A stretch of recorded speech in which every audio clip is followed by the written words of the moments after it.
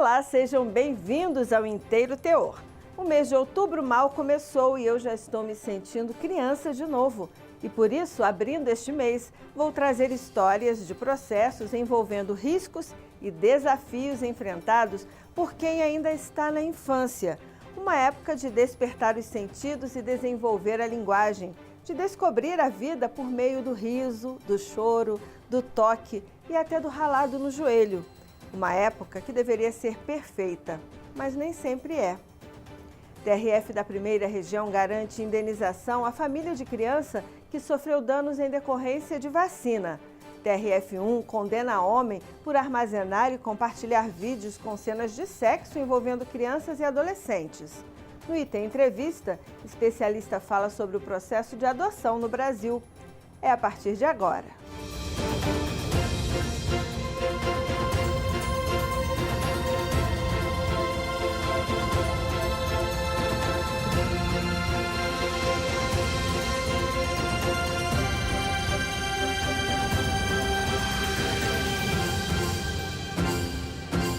Toda mãe sabe que seguir o calendário de vacinação infantil faz a diferença para um desenvolvimento saudável e para garantir proteção contra várias doenças, além de ser a principal forma de controlar epidemias e impedir que algumas doenças voltem.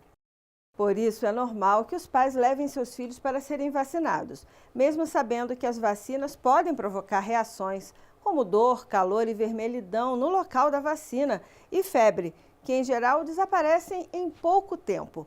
Um quadro muito diferente do que aconteceu com a Maria Cecília, que sofreu uma sequela grave pós-vacinal.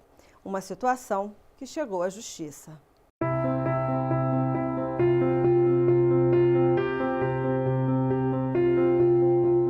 Em Santa Rita, município localizado a 70 quilômetros de São Luís, no Maranhão, vive a pequena Maria Cecília. Ela teve sequelas após tomar doses das vacinas antipólio e tetravalente, que protege ao mesmo tempo contra difteria, coqueluche e tétano e de infecções graves causadas pelo vírus influenza tipo B. A mãe conta que após as vacinas, a criança teve reações como febre. Cecília foi levada várias vezes a um hospital público no interior, recebendo a resposta de que a situação seria passageira. Eu falava para os médicos que foi depois da vacina que tinha acontecido isso, né? Aí eles me passavam os remédios, eu ia para casa, mas nada da febre parar.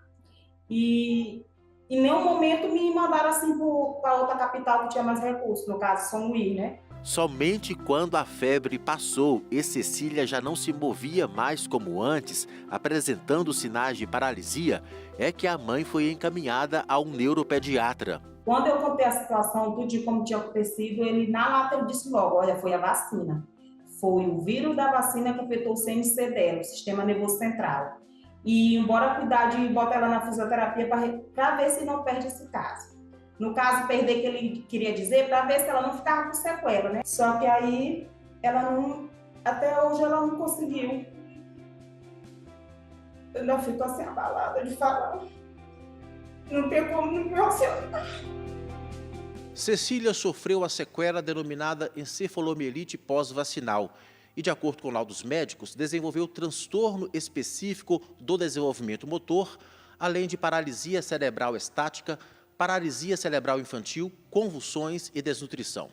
O caso dela veio parar aqui no Tribunal Regional Federal da Primeira Região em Brasília, depois que, na primeira instância, a União foi condenada a pagar R$400 mil a título de indenização pelos danos sofridos em decorrência da vacina. Houve a chamada remessa necessária da decisão aqui para o tribunal e a União conseguiu que o valor da indenização fosse fixado em R$200 mil.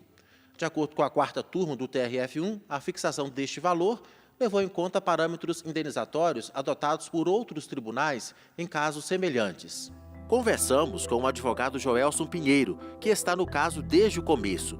Ele explica que a tese defendida é que houve negligência na administração da dose de vacina que tem probabilidade de causar danos. Houve uma negligência por parte dos profissionais de saúde que, à época, não encaminharam a criança para um médico especialista e, por conta dessa negligência, desse ato falho, vimos que ela teria sim um direito a uma indenização.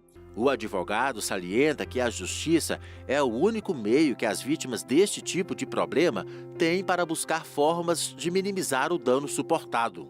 Geralmente, esses casos acontecem com pessoas que são pobres e que têm pouco conhecimento. Na maioria das vezes, que moram até em cidades pequenas e distantes da capital, onde não existe ali um atendimento médico especializado. De forma que buscar a justiça é o único meio dessas pessoas conseguirem um meio de se manter, de manter um tratamento digno, pelo menos enquanto recebem a indenização. O caso chama a atenção para cuidados que devem ser observados por quem leva a criança para vacinar e por quem administra a vacina. Explicar sobre os efeitos, as reações que podem ser causadas pela vacina estão entre as medidas que devem ser tomadas, conforme explica o médico infectologista Wesley Júnior. O meu cuidado sempre é tentar levar a criança saudável. O que nós queremos dizer? Evitar que a doença tenha alguma doença ativa, esteja com febre, esteja fazendo algum tratamento naquele momento, porque tudo isso influencia como que o corpo vai reagir com a vacina. E o cuidado mais importante de quem faz a vacina é orientar essas pessoas. Orientar no quê? Dos possíveis efeitos comuns, ou seja, esperados para aquela vacina, e se aquilo que quando estiver fora do comum.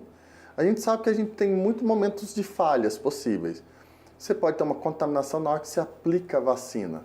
Por isso que hoje em dia não se passa mais álcool, passa só um algodão seco, que é para retirar a sujeira, e a aplicação. Orientar a não fazer compressa, não fazer aperto no local que toma a vacina, é uma das coisas mais comuns, porque isso vai inflamar e vai ficar vermelho, doloroso. E posteriormente explicar quais são os efeitos que a gente aceita para aquela vacina, mas aqueles que saem daquele contexto têm que procurar o quê? Uma assistência médica imediata.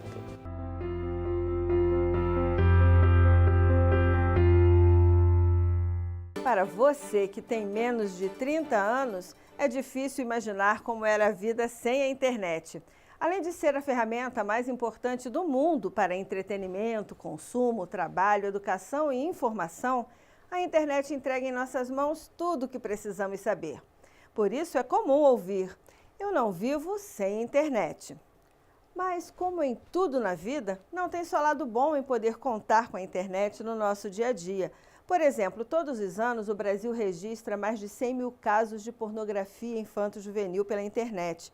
Os dados são da SaferNet, uma organização não governamental especializada em direitos humanos. Com tantas ocorrências, casos acabam chegando à Justiça Federal. O advento da internet e a facilidade em se adquirir um aparelho celular trouxeram vantagens para a vida social. Lazer, estudos, entretenimento e comunicação são algumas delas. Por outro lado, existem também ameaças, principalmente para as crianças. De acordo com a Pesquisa Nacional por Amostra de Domicílios, divulgada pelo IBGE em meados de 2022, mais da metade das crianças brasileiras entre 10 e 13 anos possui telefone móvel para uso pessoal. É o caso do Gabriel, de 10 anos. E a mãe, a professora de teatro Mariane Marinho, se preocupa com os riscos e, por isso, não abre mão de monitorar o uso do filho. Ele gosta muito de jogos, mas eu acho que uma primeira coisa que a gente estabelece aqui em casa é um diálogo muito franco. Eu sou muito franca com ele com relação a esses perigos, com relação a que nem todo mundo que está ali no jogo está com a intenção só de jogar. Esse controle, né, de ver ali quais são os aplicativos que ele tem no celular, no computador. E principalmente isso, né? O diálogo, eu acho que é a principal chave, porque se eu estabelecer essa confiança com ele, é mais fácil dele me contar se acontecer alguma coisa, ou eu perguntar também. São muitos os riscos que envolvem o uso da internet por menores de idade sem um acompanhamento criterioso. O psicólogo e psicanalista Pedro Martini Bornaldo destaca algumas artimanhas de pessoas mal intencionadas para conseguir imagens íntimas de crianças e adolescentes na web. Às vezes usa um perfil fake, às vezes até com dinheiro, né? Você pega às vezes uma adolescente que está em vulnerabilidade, pede para mandar uma foto e oferece dinheiro, né? E aí depois que, se essa adolescente acaba oferecendo, muitas vezes em vulnerabilidade social, pode acabar mandando, faz chantagem, fala que vai mandar para a mãe, que vai mandar para o pai, que vai espalhar na escola, e consegue, de alguma forma, manter essa conexão com o adolescente. Então, existe desde a sedução, que eu acho que é uma prática que eles fazem, como eu falei, dos fakes, até a ameaça, né? A presidente da Comissão Nacional de Direitos da Criança e do Adolescente da OAB, Rebeca Sodré, explica que a maior parte dos crimes de pedofilia ocorre dentro de casa, praticado por pessoas próximas e do convívio da vítima.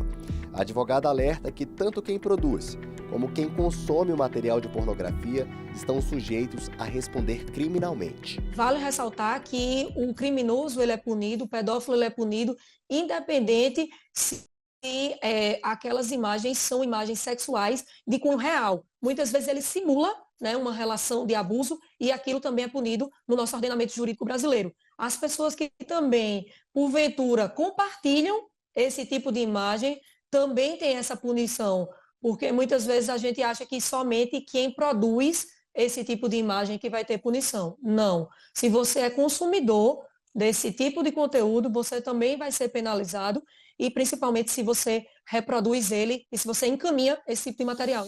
De acordo com o Estatuto da Criança e do Adolescente, o ECA, adquirir, ter ou armazenar por qualquer meio fotografia, vídeo ou outra forma de registro que contenha cena de sexo explícito ou pornográfico envolvendo menores de 18 anos pode resultar em condenação a uma pena de 1 a 4 anos de prisão, além de multa.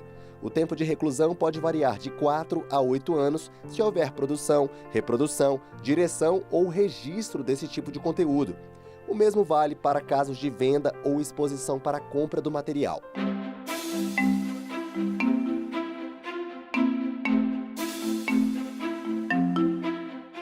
Em abril desse ano, o Tribunal Regional Federal da Primeira Região manteve a condenação de um homem que foi preso por armazenar e compartilhar mais de 50 vídeos que continham cenas de sexo com crianças e adolescentes. O acusado, que foi preso em flagrante no Amapá, apelava da decisão da Justiça em primeiro grau, que o condenou a 5 anos e 10 meses de prisão. De acordo com o psicólogo Pedro Bornoldo, o preparo e a educação das crianças desde a primeira infância constituem as principais armas contra a pedofilia. Essa questão do diálogo, né, da educação sexual, seja na escola, seja dentro de casa, os pais tentarem construir um ambiente em que se fale dessas questões, é o que mais pode evitar a atuação do abusador. Porque daí, quando o abusador vai abordar uma criança ou adolescente, essa criança já está preparada para poder saber como agir, quem que ela tem que falar, não é? O que pode, o que não pode, não cair em chantagem, saber que existe fake na internet, que muitas vezes são pessoas, né, se passando por outras, né? Poder limitar o acesso do perfil, né?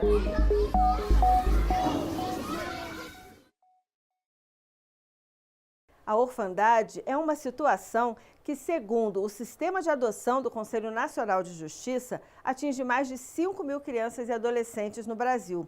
O sistema revela ainda que, por outro lado, existem 34 mil pessoas ou famílias dispostas a adotar. Devia, então, ser fácil encontrar famílias para essas crianças. Afinal, para cada criança que espera, existem quase 7 famílias desejando adotar. Mas por que, então, essa conta não fecha? Vamos saber mais sobre isso e sobre o processo de adoção no Brasil, com a presidente da Comissão de Adoção Nacional e Internacional do Instituto Brasileiro de Família, a advogada Mabel Rezende. Doutora Mabel, para a gente começar, eu gostaria que a senhora definisse o processo de adoção. Afinal, o que vem a ser, o que representa esse ato jurídico? A adoção, ela é uma forma de você constituir a sua família. E por conta disso, ela precisa de um investimento da parte dos pretendentes. Ela precisa de uma preparação, assim como a gente tem na gestação. Na adoção é a mesma coisa, você escolheu constituir e formar sua família por meio da adoção. O que eu quero dizer é que, para além dos prazos judiciais, para além do que a gente reclama das demoras, a gente tem que entender que, para o sucesso de um processo de adoção, a gente precisa ter um estudo técnico muito qualificado e profissional antes da destituição do poder familiar. Doutora, fala um pouquinho para a gente sobre esse estudo que é feito sobre a criança e o adolescente que está aguardando por uma adoção e também do ponto de vista das famílias pretendentes. A gente precisa ser muito franco com os pretendentes, que a adoção é uma forma, né, atípica de parentalidade, ela não é fácil, né? Crianças, às vezes, ou adolescentes chegam com questões muito sensíveis, muito profundas, e o adotante, o pretendente, ele precisa ele tem direito a saber da história daquela criança e ao que ele vai enfrentar. Então quer dizer, doutora, que não se trata de um conto de fadas, né? Tem dificuldades, assim como na família tradicional, e é preciso estar preparado, certo? Que a adoção, como qualquer parentalidade, ela é difícil, né? Tanto o pai biológico, né, quanto como o pai atípico, que é o pai por adoção, ele enfrenta questões com o filho, porque antes de ser filho, a gente adota pessoas. E as pessoas nem sempre, os filhos nem sempre pensam como os pais, né? Então, todas as dificuldades da parentalidade que um filho biológico traz para uma família, né, que nem sempre toma as decisões que você gostaria que ele tomasse, nem sempre pensa como você vai ter também na adoção. A gente precisa entender que o processo, ele integra toda uma relação por trás dessa criança que precisa ser respeitada, que precisa ser entendida. Doutora, para a gente finalizar, na avaliação do IBDFAM, qual o principal entrave no processo de adoção no Brasil? É a expectativa do brasileiro em relação às crianças que estão disponíveis para adoção. A gente tem crianças mais velhas, um número maior de crianças mais velhas disponíveis para adoção, e com grupos de irmãos, né? E às vezes crianças com algumas deficiências, e o brasileiro quer neném saudável, muitas vezes branco e lindo, né? Então eu acho que precisa ter uma desmistificação com relação à adoção, porque o pretendente precisa assim, ser preparado de forma muito consciente e muito séria com relação ao perfil das crianças que a gente tem, né? O perfil que nós temos não é o perfil idealizado pela maior parte da população brasileira que quer adotar. E por isso essas crianças muitas vezes ficam no cadastro e os pretendentes ficam na fila de adoção porque a gente não consegue cruzar. Não é culpa do sistema, não é culpa, né? Mas é uma falta às vezes de até uma reflexão sobre o filho imaginário e sobre o filho possível. Doutora Mabel Rezende, muito obrigado pela entrevista. Mas a gente está aqui à disposição se vocês precisarem.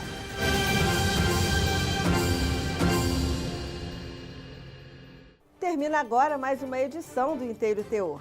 Mas você ainda pode acompanhar tudo o que acontece no TRF na primeira região nas redes sociais. E a gente volta. Enquanto isso, vamos continuar cuidando das crianças de todas as idades e também da criança que existe dentro de cada um de nós. Tchau!